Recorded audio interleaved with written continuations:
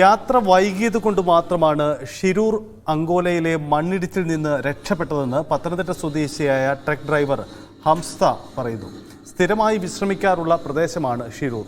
പുതിയ പാത വന്നതിന് ശേഷം പലയിടത്തും മണ്ണിടിച്ചിൽ ഉണ്ടാകാറുണ്ടെന്നും ഹംസ പറയുന്നു. ഈ അപകടത്തിൽ നിന്നും രക്ഷപ്പെട്ടതിൻ്റെ ഒരു ആശ്വാസത്തിലാണ് അദ്ദേഹത്തിൻ്റെ വാക്കുകൾ. ഈ സംഭവം നടക്കുന്നതിന് 2 ദിവസം മുമ്പ് ഞങ്ങളിവിടെ വെളുപ്പിന് 3 മണിക്ക് നേരത്ത് വെള്ളമെടുത്ത് ബാക്കിയുള്ള ഇതെല്ലാം കഴിഞ്ഞ് പോയതാണ്. ഈ സംഭവം നടക്കുന്ന ദിവസം 1 മണിക്കൂർ താമസിച്ച് ഇല്ലെങ്കിൽ ഞങ്ങളും ഈ സംഭവത്തിൻ്റെ അകത്ത് ഉൾപ്പെടേണ്ട. ഇവിടെ നമ്മൾ അങ്ങോട്ട് കടത്തി വിടത്തില്ല. പോലീസുകാർ പിന്നെ വണ്ടി തിരിച്ച് വിട്ട് പിന്നെ മല വഴിയൊക്കെ കറങ്ങിപ്പോകണം. അത് കാരണം 5 ദിവസം കൊണ്ട് ഇവിടെ കുടുങ്ങി കിടക്കുക. സ്ഥിരം വരുന്നു. ഈ റോഡെന്ന് പറഞ്ഞാൽ ഇതിൻ്റെ പണി കഴിഞ്ഞാൽ പിന്നെയാണ് കൂടുതലും മണ്ണിടിച്ചിൽ.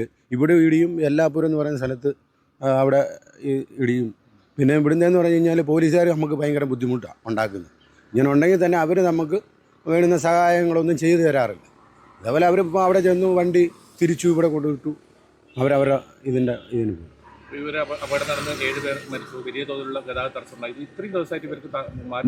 മാറ്റാൻ പറ്റിയിട്ടില്ല. പിന്നെ നമ്മുടെ കേരളത്തിലാണെങ്കിൽ എത്രയും പെട്ടെന്ന് വാഹനങ്ങൾ പോകാനോ അല്ല മറ്റുള്ള ഇതെല്ലാം അവരുണ്ടാക്കും. പക്ഷേ ഇവിടെ അങ്ങനെയുള്ളൊരു സംവിധാനം ഇത്രയും ദിവസമായിട്ട് ഉണ്ടാക്കിയിട്ടില്ല. നമ്മളിവിടെ വന്നിട്ട് ചൊവ്വാഴ്ച രാവിലെ 9 മണിയോടുകൂടി എത്തിയ ഈ സംഭവം നടക്കുന്നത് 8:45. ആ സമയത്ത് നമ്മൾ എത്തണ്ട. പക്ഷേ നമ്മുടെ ഭാഗ്യം കൊണ്ട് രക്ഷപ്പെടും. ഇഷ്ടം പോലെ വണ്ടികൾ അങ്ങോട്ടും ഇങ്ങോട്ടും എല്ലാം തിരിഞ്ഞു പോയി ഓരോരുത്തർക്ക് താന്നും ഇതൊക്കെ ആയിട്ട് ഇരിപ്പുണ്ട്.